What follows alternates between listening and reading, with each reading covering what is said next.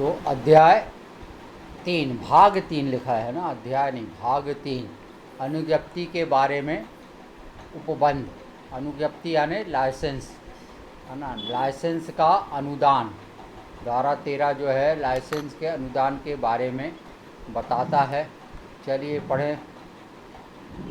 धारा 13 अनुज्ञप्तियों का अनुदान फर्स्ट। अध्याय 2 के अधीन अनुज्ञप्तियों के अनुदान के लिए आवेदन अनुज्ञापन प्राधिकारी को दिया जाएगा और वह ऐसे प्रारूप में होगा, उसमें ऐसी विशिष्टताएं अंतर्निष्ठ होगी और उसके साथ ऐसी फीस होगी यदि कोई हो, जैसा या जैसी विहित की जाए या की जाए। है ना, यहाँ पे अध्याय 2 में अनुज्ञप्ति के बारे में बहुत सी बात आई थी। तो अनुज्ञप्ति किस प्रकार से दी जाएगी, तो अध्याय 2 में जो बातें कही हैं उसके अध्याधीन रहते हुए, है ना। और कैसा एक आवेदन करना होगा, किसको करना पड़ेगा, अनुज्ञापन प्राधिकारी को जो दिया जाएगा। और यह जो आवेदन है एक प्रारूप में होगा और उसमें ऐसी विशिष्टियाँ अंतर्विष्ट होंगी। बहुत सी उसमें जो विशिष्टियाँ हैं उनको आपको फिलअप करके देना होगा और ऐसी फीस भी देनी होगी जैसा कि समय समय पे निहित किया जाए, है ना। जो वहाँ पे नियम बनाए जाएंगे उनके अनुरूप फीस और ऐसा जो प्रारूप है उनकी विशिष्टियों में जो अंतर्विष्ट उसमें विशिष्टियाँ हैं जो फार्म में कालम होते हैं उनको फिलअप करके आपको अनुज्ञापन प्राधिकारी को और अध्याय 2 में जो बातें कही गई हैं उसके अध्याधीन रहते हुए देना होगा। 2 क्या है फिर आगे। सेकेंड, आवेदन की प्राप्ति पर अनुज्ञापन प्राधिकारी उस आवेदन पर निकटतम पुलिस थाने के बाहर साधक अधिकारी से रिपोर्ट मंगवाएगा और ऐसा अधिकारी 20 समय के भीतर अपनी रिपोर्ट भेजेगा।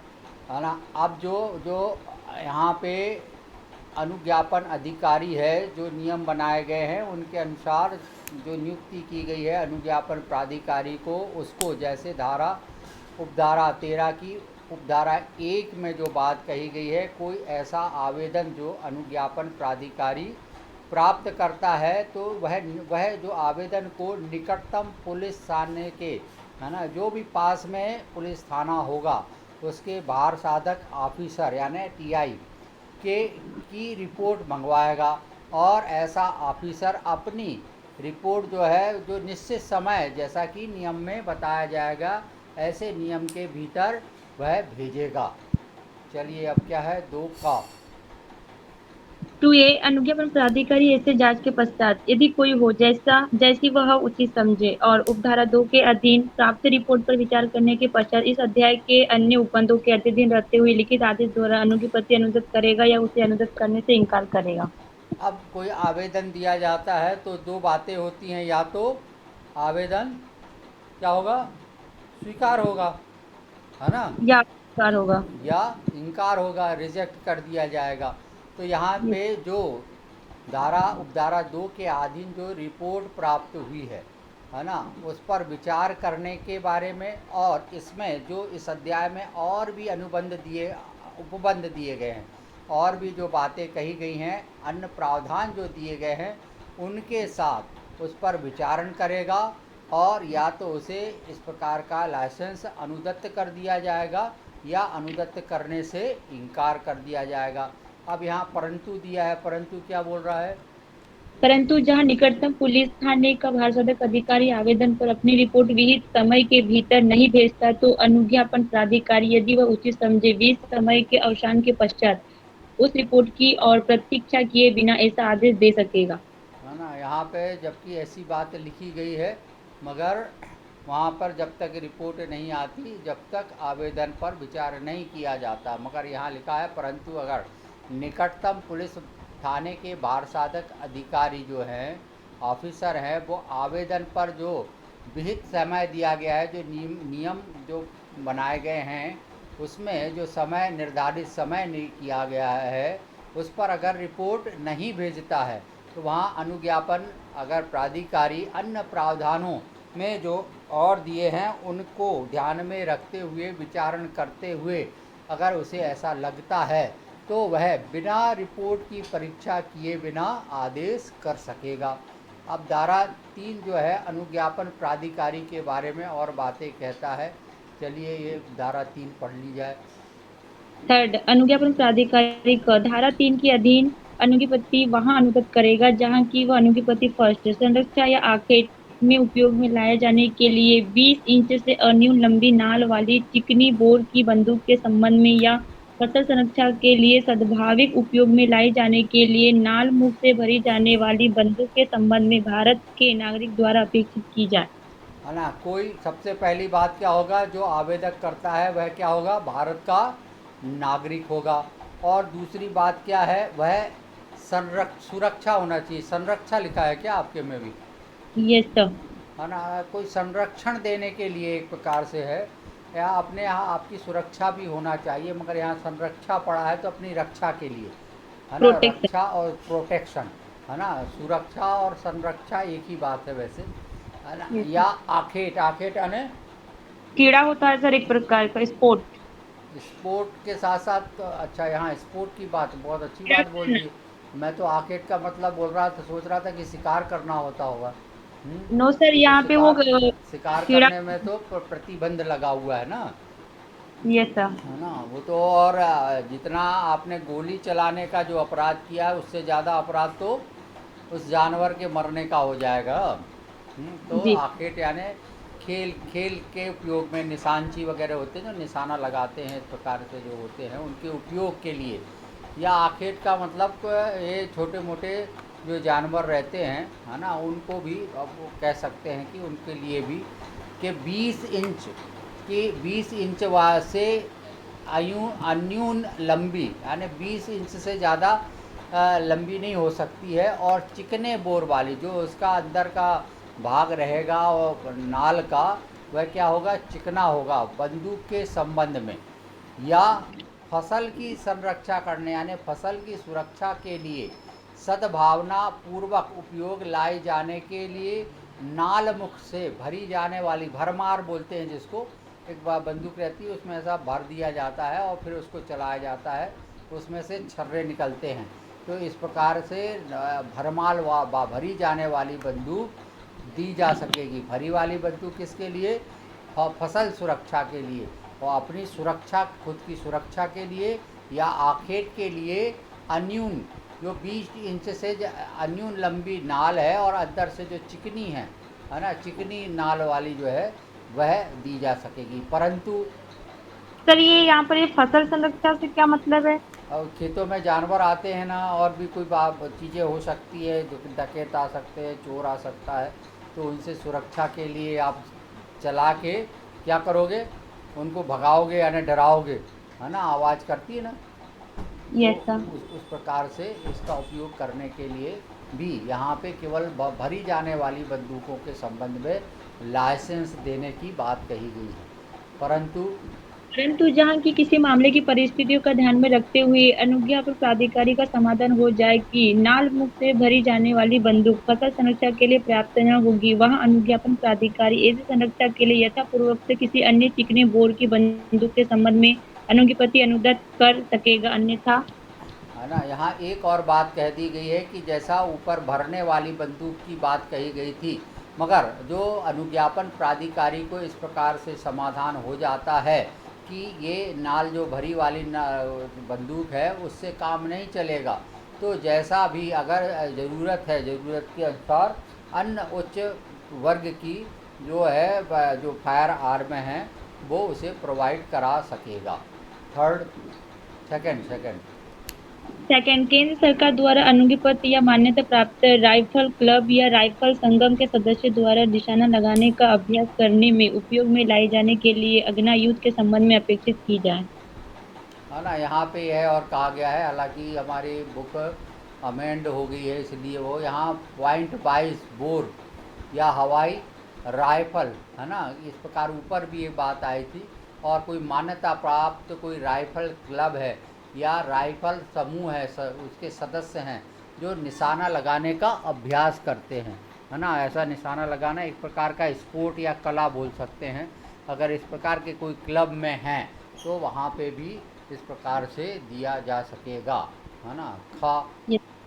किसी अन्य मामले में धारा 3 के अधीन अनुज्ञपति या धारा 4, धारा 5, धारा 6 धारा 10 या धारा 12 के अधीन अनुज्ञपति उस दशा में अनुदत्त करेगा जिसमें अनुज्ञापन प्राधिकारी का समाधान हो जाए कि उस व्यक्ति के पास जिसके द्वारा अनुज्ञपति अपेक्षित है उसे अभी प्राप्त करने के लिए अच्छा कारण है। है ना। अब यहाँ धारा 4, धारा 5, धारा 6 और 10 और 12 में जो बातें कही गई हैं इस प्रकार के और अन्य हथियारों के बारे में बात कही गई है, तो वो उनकी अनुज्ञप्ति देने के लिए उन्हें इस प्रकार के लाइसेंस प्राप्त करने का कोई अच्छा कारण समझ में आता है, जिन कारणों को वह निवेदित करता है वहाँ पे, और उसका समाधान अगर इस प्रकार से जो अनुज्ञप्ति जो प्राधिकारी है उसे ऐसा लगता है तो वह सब बातों को विचारण में लेकर इस तरह से अन्य जो है तो आयुध हैं वह उसे यानी उसका लाइसेंस दे सकेगा, है ना। अब देखिए इनकार कर दिया करना क्या है। चलिए, तो यहाँ धारा 14 में अनुज्ञप्ति देने से इनकार कब करेगा? सर ये आपके यहाँ जो सिस्टम से वो म्यूट करने का सिस्टम है क्या सर? जैसे कि अगर हम बोले तो हम लोग वो म्यूट हो जाए। हाँ है, मगर उसके लिए थोड़ा सा प्रक्रिया करना पड़ती है तो डिस्टर्ब हो सर जाएगा। ये तपेश तपेश का वो मतलब वो बोल रहे हैं तो आवाज नहीं आ रही, कहीं उनका वो म्यूट तो नहीं हो चुका है? नहीं नहीं, ऐसा नहीं है, यहाँ ये से कल नहीं। से ही हो रहा है। नहीं, उनके पास से ही होगा ये म्यूट, यहाँ से कुछ नहीं है। चलिए। सेक्शन 14 अनुज्ञपति देने से इनकार करना। फर्स्ट, धारा 13 में किसी बात के होते हुए भी अनुज्ञापन प्राधिकारी क धारा 3, धारा 4 या धारा 5 के अधीन अनुज्ञपति अनुदत्त करने से वहां इनकार करेगा जहां की ऐसे अनुज्ञपति किन्हीं प्रतिसिद्धि गोला बारूद के बारे में अपेक्षित हो। है ना, यहाँ पे धारा 13 में कोई बात होने पर भी अनुज्ञप्तिधारी जो है अनुज्ञापन प्राधिकारी है वह धारा 3 या 4 या 5 के अधीन कोई लाइसेंस अनुदान करने में इनकार कर सकेगा जहाँ ऐसा जो अनुज्ञप्ति है जो प्रतिसिद्ध यानी जिनका मना किया गया है, यानी इस प्रकार के आयुध नहीं दिए जाएंगे। और एक पीछे एक धारा और आई थी जिसमें यह भी कहा गया था कि विशिष्ट जो स्थानों में कोई विशेष स्थानों में किसी विशिष्ट प्रकार के जो आयुध हैं उन्हें वहाँ देने से भी मना किया जा सकता है ना। इस प्रकार से अगर अधिसूचना जारी की गई है या ऐसा जहाँ पे कोई इस प्रकार का गोला बारूद या आयुध जो है वह जहाँ पे निषेध कर दिया गया है, प्रोहिबिटेड कर दिया गया है, तो वहाँ पे उन कारणों का उल्लेखित करते हुए वह इनकार कर देगा।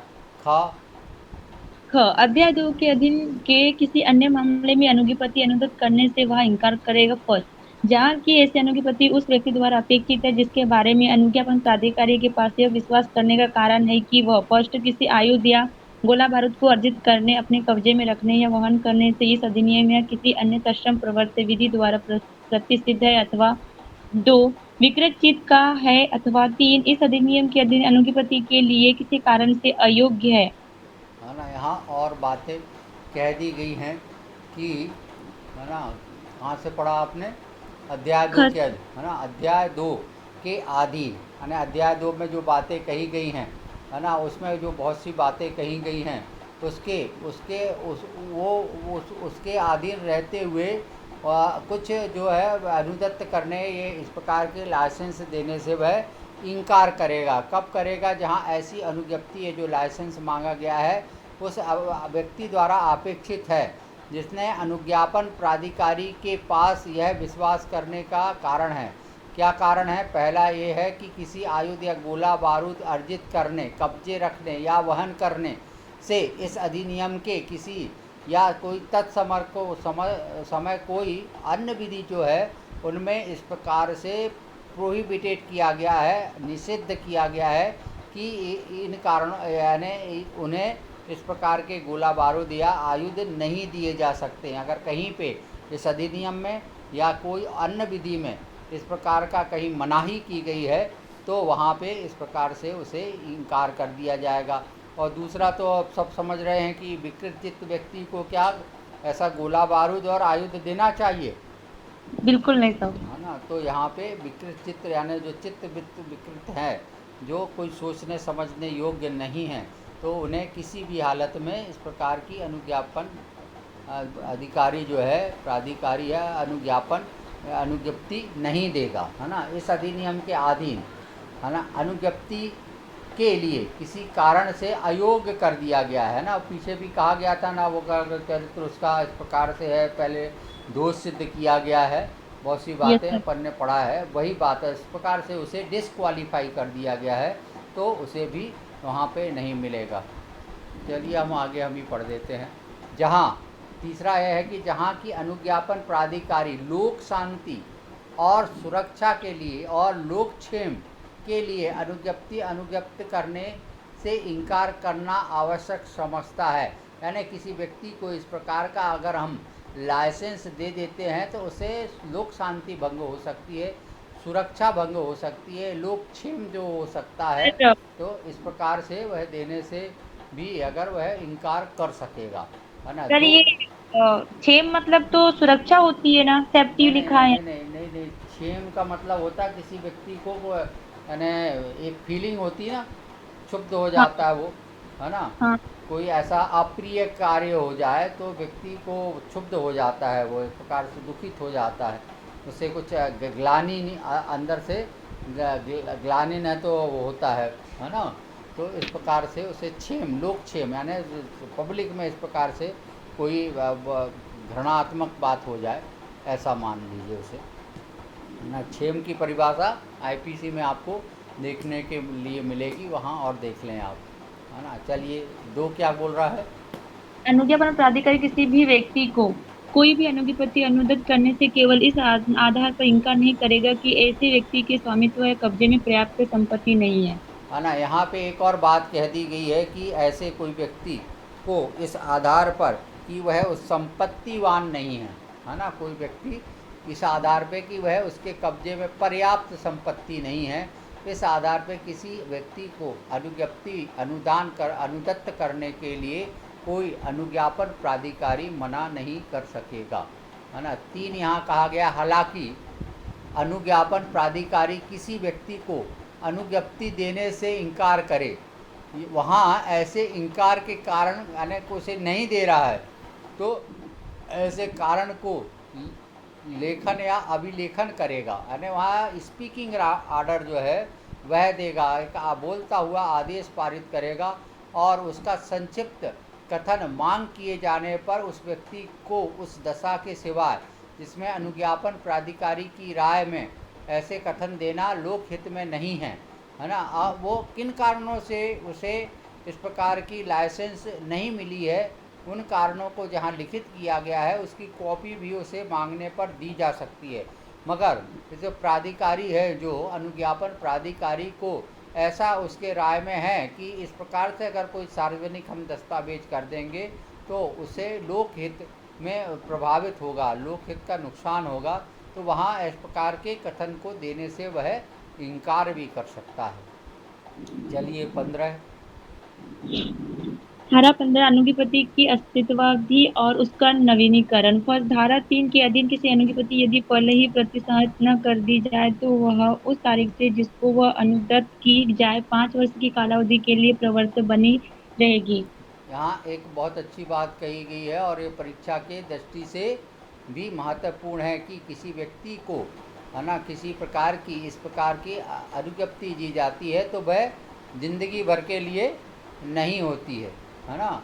यहाँ तो ड्राइविंग लाइसेंस भी 15 साल से ज़्यादा की नहीं मिलती है, तो बंदूक रखने और चलाने के लिए तो स्वाभाविक है कि समय सीमा निर्धारित की गई होगी। तो यहाँ क्या समय सीमा निर्धारित की गई है? 5 वर्ष की कहाँ 5 कालावधि। साल, 3 साल ना। 5 साल है। चलो ये अमेंड हो गया है ना, है ना। यस यहाँ 3 वर्ष लिखा है ना। वो मोबाइल में दिख रहा है आपको क्या? यस सर, दिख रहा है, पढ़ने में लेकिन आ रहा है? बहुत छोटा है। छोटा छोटा है, दिख रहा है। पढ़ा नहीं होता बट क्या? हाँ सर, वो समझ में आ रहा है लेकिन बहुत छोटा है। 3 वर्ष लिखा है यहाँ। है ना, 3 वर्ष, तो वहाँ 5 वर्ष हो गया है ना। तो या तो बीच में उसे कैंसिल भी किया जा सकता है, प्रतिसंहत भी किया जा सकता है ना, वापस लिया जा सकता है। अगर वापस नहीं लिया गया है तो उसकी कालावधि जो है वो कितने वर्ष की होगी? 5 वर्ष की होगी, है ना। यस परंतु सर। परंतु ऐसी अनुज्ञप्ति लघुतर कालावधि के लिए अनुदत की जा सकेगी यदि वह व्यक्ति जिसके द्वारा वह अनुज्ञप्ति अपेक्षित है वैसा चाहे, या यदि अनुज्ञापन प्राधिकारी उन कारणों से जो लेखन द्वारा अभिलिखित किए जाएंगे किसी मामले में यह समझे कि अनुज्ञप्ति लघुतर कालावधि के लिए अनुदत की जानी चाहिए। है ना। यहाँ यह कहा गया है कि मैक्सिमम 3 ईयर का तो ऊपर कहा गया है कि कालावधि तक वो प्रवर्त बनी रहेगी लाइसेंस। परंतु अगर कोई ऐसा कारण है कि उसे इतना 5 वर्ष तक के लिए नहीं दिया जा सकता है तो उन कारणों को लेखबद्ध करते हुए लघुत्तर अवधि यानी कुछ कम समयों के लिए भी लाइसेंस दिया जा सकेगा। है ना। ठीक है ना। आ रहा कि नहीं ये- समझ में ये बात? जी सर। है ना। दो। स्क्रीन बड़ी भी हो जाती है सर इसमें जो आपने यहाँ पर आया ना, क्या क्या? स्क्रीन बड़ी भी हो जाती है सर जो यहाँ पर पढ़ने के लिए, जो फॉन्ट छोटा जो है अच्छा अच्छा, उसको बड़ा भी कर सकते हैं। जी बड़ा भी कर सकते हैं सर। अच्छा अच्छा, गुड। हाँ हाँ हाँ। चलिए, दो पढ़ें। परंतु यह और की धारा 3 के अधीन अनुदत अनुज्ञप्ति धारा 9 की उपधारा 1 के खंड क के उपखंड 2 और उपखंड 3 में विनिर्दिष्ट शर्तों के अधीन होगी और अनुज्ञप्ति धारी अनुज्ञप्ति को उस तारीख से जिसको यह अनुदत या नवीकृत की जाए प्रत्येक 5 वर्ष के पश्चात अनुज्ञापन प्राधिकारी के समक्ष अग्नायुध या गोला बारूद और संबंधित दस्तावेज सहित पेश करेगा। है ना। यहाँ पे कुछ अलग तरीके की बात कही गई है ना। वहाँ पे कुछ धाराओं का हवाला देते हुए कहा गया है ना। और यहाँ पे तो दूसरी बात लिखी गई है, तो आपने पढ़ा है तो उस हिसाब से वहाँ पे नवीनीकरण भी किया जा सकता है ना, प्रतिसहरण भी किया जा सकता है और इस प्रकार से उसे जो अगली 5 साल के लिए फिर उसे बढ़ाया भी जा सकता है। चलिए आगे। सेकेंड, अध्याय 2 की किसी अन्य उपबंध के अधीन अनुज्ञप्ति यदि पहले ही प्रतिशत कर दी जाए तो वह उस तारीख से जिसको वह अनुदत की जाए ऐसी कालावधि के लिए प्रदत्त बनी रहेगी जिसे अनुज्ञापन प्राधिकारी हर एक मामले में अवधारित करे। है ना। यहाँ पे ये सबसेक्शन 2 में दिया है ना।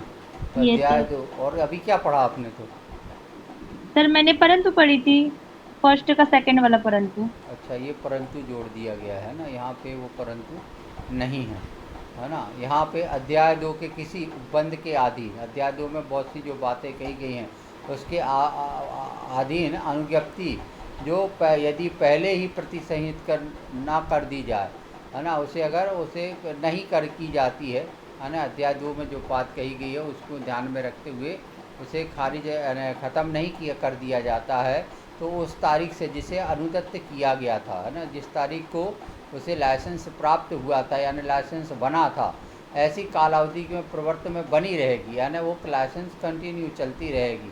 या तो उसे प्रतिसंहित कर दिया जाए या जितने अवधि के लिए उसे दिया गया है उतने अवधि तक उसे वहाँ पे रखने का अधिकार होगा है ना। प्राधिकार हर एक मामले में अवतरित करेगा। 3। थर्ड, हर अनुज्ञप्ति उस दशा में के सिवाय जिसमें अनुज्ञापन प्राधिकारी उन कानूनों से जो लेखन द्वारा अभिलिखित किए जाएंगे किसी मामले में अन्यथा विनिश्चित करे उतनी ही कालावधि के लिए नवीनीकरणी होगी जितनी के लिए कि वह अनुज्ञप्ति मूलतः अनुदत की गई थी और समय समय पर इसी प्रकार नवीनीकरणी होगी और धारा 13 और 14 के उपबंध अनुज्ञप्ति के नवीनीकरण को वैसे ही लागू होंगे जैसे वे अनुदान को लागू होते हैं। है ना। अनुदान जैसे किया जाता है वैसा ही नवीनीकरण में भी वही प्रक्रिया निभाई जाएगी। और जब उसे मूल जो अनुज्ञप्ति दी गई थी उतने ही समय तक के लिए आगे नवीनीकरण किया जाएगा है ना। चलिए आगे। धारा 16 अनुज्ञप्ति के लिए फीस आदि वे फीस है जिनके संदाय पर वे शर्तें जिनके अध्ययन रहते हुए और वह प्रारूप जिसमें अनुज्ञप्ति अनुदत या नवीनीकृत की जाएगी ऐसी होगी या ऐसा होगा जैसा विहित किया जाए ये किया जाए। है ना। इससे अच्छा तो ये रहता कि नियम पढ़ा दिए जाएं है ना, साथ में यही नियम लिख देना चाहिए, सब जगह वही विहित किया जाए लिख दिया गया है ना। तो यहाँ पे क्या कहा गया है कि इस प्रकार की जो अनुज्ञप्ति की फीस आदि हैं और जो भी उसकी शर्तें हैं और ऐसे प्रारूप में है ना जैसा कि विहित किया जाए उसे अनुदत्त किया जाएगा या नवीनीकरण किया जाएगा है ना। इस प्रकार जैसे नियम बनाएंगे उस प्रकार से नियम बनाकर उसे निश्चित किया जाएगा। परंतु विभिन्न प्रकार की अनुज्ञप्ति के लिए यानी हर प्रकार के वर्गीकरण जो किए गए हैं शस्त्रों का है ना, उनके लिए अलग अलग विभिन्न प्रकार की फीस भी हो सकती है, विभिन्न प्रकार की शर्तें हो सकती है, और उनका जो प्रारूप है लाइसेंस का वह भी अलग अलग प्रकार का हो सकेगा। परंतु यह और भी विहित शर्तों के अतिरिक्त जो शर्तें उसमें दी गई हैं उसके अतिरिक्त अन्य शर्तें भी अनुज्ञप्तियों में हो सकेगी, यानी एडिशनल जो है शर्त वहाँ पे उसमें इम्पोज की जा सकेगी। और विशिष्ट मामले में अनुज्ञापन अधिकारी अगर आवश्यक समझता है, कोई स्पेशल केस है, तो उसके बारे में अन्य जो शर्तें हैं उन्हें, और जो यहाँ पे उसमें प्रोफार्मा में नहीं लिखा है उसके अतिरिक्त भी उसमें लिखा जा सकता है ना। जी ये तो सर। बहुत बड़ा है, कितना टाइम हो गया, ये पढ़ना है कि आज के लिए सर इतना? ये 17 वाला सेक्शन एक पेज का है, बहुत बड़ा है ये वाला। है ना, फिर अपीलें हैं, है ना। फिर 18 में अपील है सर, फिर खत्म है वाला चैप्टर। चलो तो इसको पढ़ ही लें, आज खत्म ही कर दें आज। ये सर। चलिए। धारा 17 अनुज्ञप्ति में फेरफार, उनका निलंबन और प्रतिसंघ। फर्स्ट, जिन शर्तों के अधीन अनुज्ञप्ति अनुदित की गई है उनमें फेरफार अनुज्ञापन प्राधिकारी उनमें से ऐसी शर्तों को छोड़कर कर सकेगा जो विहित की गई और उस प्रयोजन के लिए लिखित सूचना द्वारा अनुज्ञप्ति के धारक से इतने समय के अंदर जितना सूचना में विनिर्दिष्ट किया जाए अनुज्ञप्ति अपने को परिवर्तित करने की अपेक्षा कर सकेगा। है ना, यहाँ पे अनुज्ञप्ति जो दी गई है उसमें कुछ यानी फेर फार यानी उसमें कुछ संशोधन किया जा सकता है, एक बात है ना। और उसका निलंबन भी, सस्पेंशन भी किया जा सकता है, और प्रतिसंहरण यानी उसे ख़त्म भी किया जा सकता है। इसके लिए क्या करना पड़ेगा, उसे लिखित सूचना देना पड़ेगा और उसे सुनवाई का मौका देते हुए इस प्रकार की वो जो भी उसको परिदत्त की जाएंगी और अपेक्षा की जाएगी, और इस तरह से उसका फेरफार, निलंबन या प्रतिसंहार किया जा सकेगा। 2, अनुज्ञप्ति के धारक के आवेदन पर भी, है ना, उसने अगर कोई वो जो अनुज्ञप्ति धारक है वह कोई आवेदन देता है और अनुज्ञप्ति में कोई फेरफार करने की अनुज्ञापन प्राधिकारी को ऐसी शर्तों को छोड़कर कर सकेगा जो विहित की जाए। अगर कोई आवेदन भी करता है तो आवेदन पर भी उसमें जो और भी शर्तें हैं, जो नियम बनाए गए हैं, विहित किए गए हैं, उनको ध्यान में रखते हुए उसमें फेरफार किया जा सकेगा, है ना। और अनुज्ञापन प्राधिकारी लिखित आदेश द्वारा, है ना, लिखित आदेश द्वारा अनुज्ञप्ति के काल अवधि, है ना, जैसा वह ठीक समझता है, तो निलंबन जो रहता है वो किसी यानी कुछ समय के लिए होगा ना, तो वह कितने समय के लिए निलंबित की जा रही है, उसे सस्पेंड कितने दिन के लिए किया जा रहा है, तो इतने काल अवधि जितने की वह उचित समझे की जा सकेगी। उसमें फिर का खा गा घा भी दिया गया है आगे।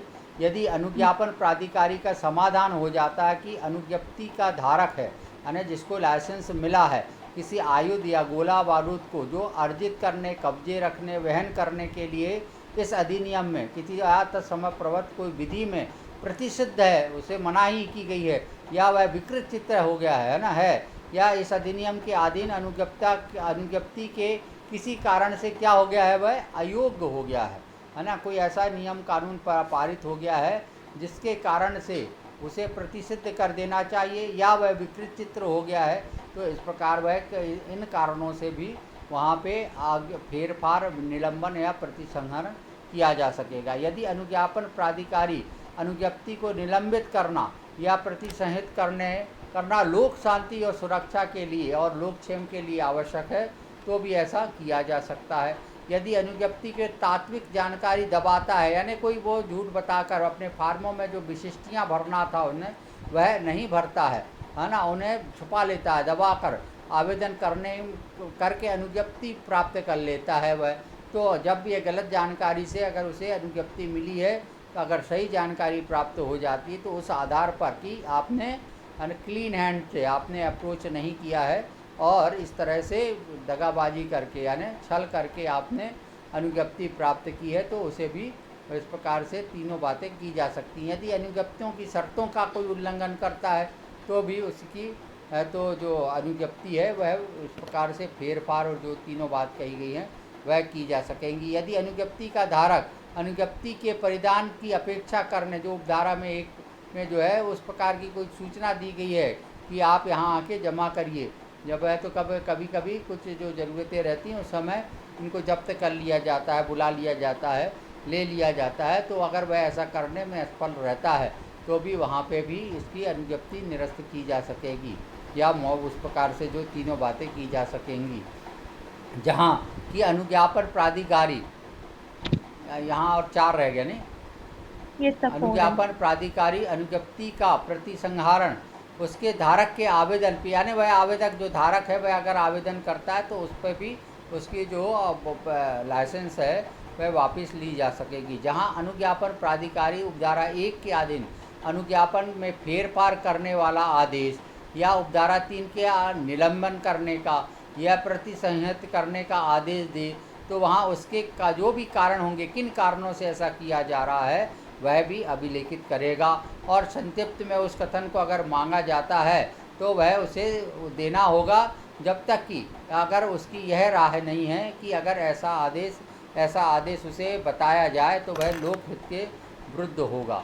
और छठवां यहाँ पे यह कहा गया है कि यह प्राधिकारी वह प्राधिकारी जिसके अधीन अनुज्ञप्ति अधिकारी है, अनुज्ञप्ति अधिकारी का ऊपर का प्राधिकारी की बात कही गई है, वह लिखित आदेश द्वारा अनुज्ञप्ति को निलंबित, प्रतिसंहरित या किसी भी आधार पर कर सकेगा। अन्य आधारों पे वह और उससे ऊपर वाला जो अधिकारी है वह कर सकेगा। अनुज्ञापन प्राधिकारी द्वारा निलंबन या प्रतिसंहरित कर दिया गया है तो इस धारा के पूर्वगामी उपबंध ऐसे प्राधिकार की अनुज्ञप्ति को निलंबन और प्रतिसंहार करने का यथासाध्य लागू होगा। जो भी बातें जैसे जो जिसने लाइसेंस इशू किया है, जो प्रक्रिया उसे करनी है, वह उससे बड़ा वाला अधिकारी है, वह भी उसी प्रकार की प्रक्रिया को ही करके करेगा। वहाँ वह न्यायालय जो अनुज्ञप्ति के धारक को इस अधिनियम के या तत्कालीन कोई नियम बनाए गए हैं उनमें किसी अपराध का दोष सिद्ध ठहरा देता है तो वहाँ पे अनुज्ञप्ति का निलंबन या प्रतिसंहरित कर दिया जाएगा। परंतु यदि दोष सिद्ध की अपील की जाती है, अपील में वह मुक्त हो जाता है, दोष मुक्त हो जाता है, तो इस प्रकार का निलंबन है या प्रतिसंहरण है वह शून्य हो जाएगा। 8 यह बोलता है कि जो धारा 7 में निलंबन या प्रतिसंहरण का आदेश था, अपीलीय न्यायालय द्वारा या उच्च न्यायालय द्वारा भी जब भी पुनरीक्षण की शक्तियों का प्रयोग करते हुए भी ऐसा कर देता है तो भी उसे वहाँ पे जो है तो रेस्टोर कर दिया जाएगा उसका लाइसेंस। केंद्र सरकार शासकीय राजपत्र में आदेश द्वारा इस अधिनियम के अधीन सब या किन्हीं अनुज्ञप्तियों को भारत भर के लिए या किसी भाग विशेष के लिए, है ना, को पूरे भारत के लिए भी इस प्रकार का निलंबित या प्रतिसंहत किया जा सकेगा या किसी क्षेत्र विशेष के लिए भी ऐसा किया जा सकेगा। इस धारा के अधीन अनुज्ञप्ति का निलंबन या प्रतिसंहरण पर उसका जो धारक है, जो अनुज्ञप्ति जिसके नाम पर है, वह प्राधिकारी को जिसके द्वारा इस प्रकार का निलंबन या प्रतिसंहत किया गया है, किसी अन्य प्राधिकारी को भी निलंबित और प्रतिसंहत करने का आदेश इस निमित्त भी निर्दिष्ट या अविलंब अभ्यर्थित कर देगा। यानी वह निलंबन करने पर वह जो लाइसेंस है उसकी प्रति उसे सरेंडर कर देगा। अब यहाँ पे अपीलों का भी प्रावधान दिया गया है, चलो इसे पढ़ लें। इस धारा 18 अपील। फर्स्ट, अनुज्ञापन प्राधिकारी की अनुज्ञप्ति अनुदत्त करने से इनकार करने वाले या अनुज्ञप्ति की शर्तों में फेरफार करने वाले आदेश या अनुज्ञापन प्राधिकारी के या उस प्राधिकारी के जिसके अधीनस्थ अनुज्ञापन प्राधिकारी है अनुज्ञप्ति प्रतिशत करने वाले आदेश से व्यतीत कोई भी व्यक्ति ऐसे प्राधिकारी से जिसे यथाग्नि पश्चात अपील प्राधिकारी के रूप में निर्दिष्ट किया गया है और ऐसे कालावधि के अंदर जैसा या जैसी विहित की जाए उस आदेश के विरुद्ध अपील की जा कर सकेगा।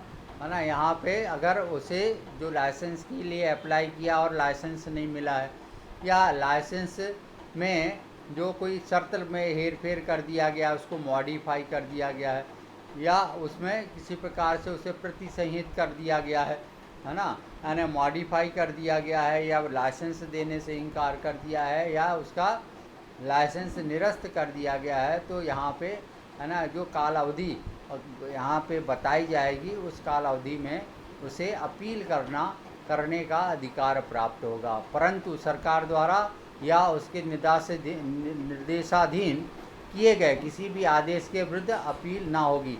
अगर राज्य शासन ने ऐसा आदेश पारित किया है, अगर अपील वो जो प्राधिकारी जो हैं जिनके यहाँ आवेदन किया जाता है वह निरस्त करता है या उससे कोई उच्च अधिकारी करता है तो वहाँ पे तो अपील हो सकेगी, मगर अगर गवर्नमेंट ने इस प्रकार से कर दिया है तो फिर उसकी अपील नहीं हो सकेगी, है ना। फिर 2 क्या कहता है, कोई भी अपील ग्रहण नहीं की जाएगी जो यानी जो अगर वह टाइम बार्ड है जो विहित की गई है कि इतने आदेश होने के इतने समय के अंदर अपील कर देनी चाहिए, अगर ऐसी अपील नहीं की जाती है और वह समय अवसान हो जाता है तो फिर वह ग्रहण नहीं की जाएगी। मगर यहाँ परंतु यह भी बताया गया है कि अगर यह लेट होने का अगर वह कोई कारण पर्याप्त कारण बता देता है और वह कारण से जो अपीलित प्राधिकारी है ना, अथॉरिटी है, अगर वह संतुष्ट हो जाती है तो वह उसकी देरी माफ़ी करते हुए उसका मूल आवेदन या मूल अपील जो है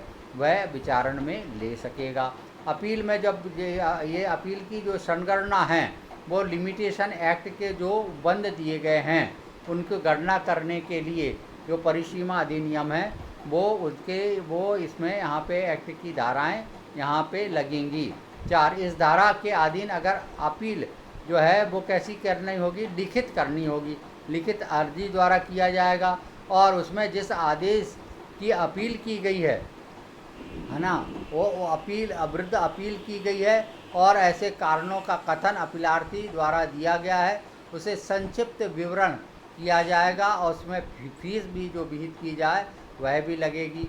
अपील निपटाने में अपील प्राधिकारी ऐसी प्रक्रिया का अनुसरण किया करेगा जैसा कि विहित किया जाए, जैसा कि नियम बनाए जाएंगे उस नियम के अनुसार उसकी अपील सुनने की जो कार्रवाई है, प्रक्रिया है, वह उस अनुसार की जाएगी। परंतु कोई भी अपील तब तक नहीं निपटाई जाएगी जब तक कि अपीलार्थी को सुनवाई का युक्त अवसर ना दे दिया गया हो, यानी अपीलार्थी को युक्त अवसर देकर उसको सुनवाई उसकी बात सुनकर ही उसकी अपील को निपटाया जाएगा, है ना। जिस आदेश के विरुद्ध अपील की गई है उस दशा के सिवाय जब अपीलार्थी सशर्त या असर्त निर्देश से तब तक प्रवृत्त रहेगा जब तक कि आदेश के विरुद्ध अपील का निपटारा नहीं किया, यानी जो अपील आपने फाइल की है और जो आदेश हुआ है निलंबन का या प्रतिसंहार करने का या मॉडिफिकेशन का, तो जब तक अपील में फाइनल आदेश नहीं हो जाता है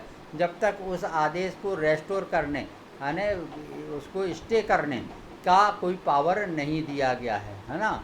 जिस आदेश के खिलाफ अपील की गई है उसे जो है ना वह जो अधिकारी है उसे पुष्ट कर सकता है ना, उसको अफर्म कर सकता है, उपांतरित कर सकता है उसे, है ना, उसको मॉडिफाई कर सकता है, अपनी खुद की रीजनिंग दे सकता है ना, जो पहले रीजनिंग थी उसको ख़त्म करते हुए अपनी कोई रीजनिंग दे सकता है, अपने तर्क दे सकता है और उसको उलट सकता है वह, और जो यह आदेश होगा वह उनका अंतिम होगा, है ना। इस प्रकार से जो अध्याय 3 में है ना ये 14 जो है 18 सेक्शन तक अपन ने पढ़ लिया है अपीलों तक, है ना। और अपन ने पीछे जो और भी एक्ट पढ़े हैं, है ना,